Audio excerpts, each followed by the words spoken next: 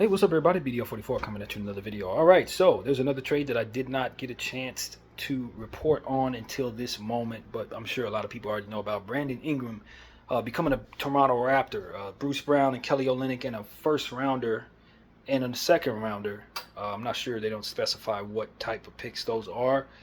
Will be headed to the Pelicans for the services of BI. I believe he's going to be expiring very soon. He wants his money. We know that. I don't know if he's going to be signed with Toronto or not. This might be a rental. But if you're Toronto, I don't think you gave up anything too bad. Bruce Brown and Kelly O. Bruce Brown is come back from injury. You don't really have a win now timeline. Not to say the Pelicans do. I don't know what the Pelicans are doing. Maybe getting first round picks more than anything. And Kelly Olynyk, hometown guy. I'm kind of surprised they gave up on Kelly Olynyk, but he's a little long in the tooth at this point. Can help a contender. I still don't know what the Pelicans are doing, getting those people.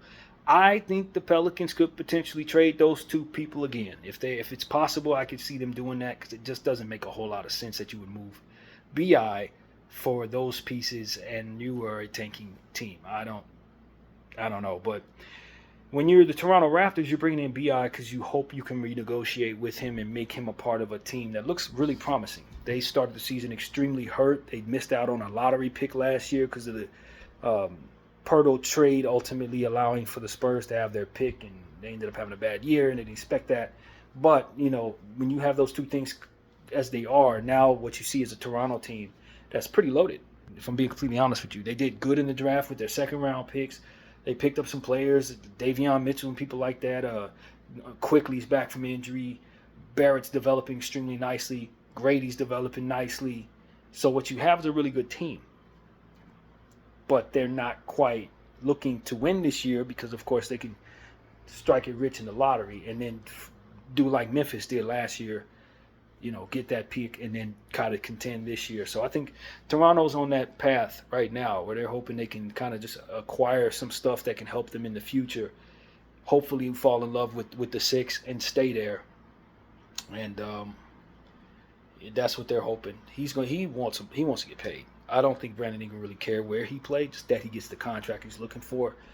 I do think it's a bit of a redundancy with play styles. You got some guys who need the ball in their hands, not. It's a little iffy. But what I will say is R.J. Barrett is turned into a hell of a facilitator. Brandon Ingram was taught to be a point guard here in L.A. From day one. We taught him how to look to orchestrate and play make. So if you need him to play make, I know he has those skills. They're there.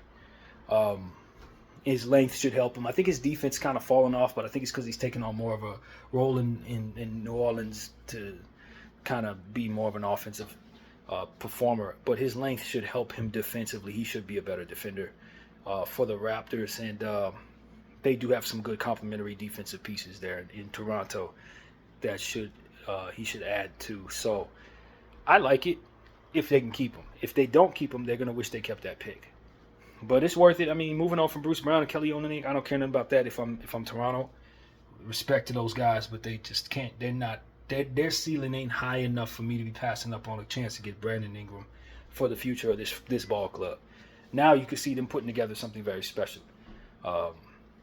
So that's really what it is. And if they can't keep Brandon Ingram, then they'll be out of these picks. But I think it's worth the try. Toronto likes to gamble a little bit. They had a success gambling with Kawhi Leonard, as we know. This gives them another player that they're kind of gambling with, hoping for the same results someday. So I think BI is great. I've been a fan of BI. I would have never traded him away if I had a choice. He'd still be a Laker, to be honest with you. I know his injury issues have been extensive in New Orleans since we had him.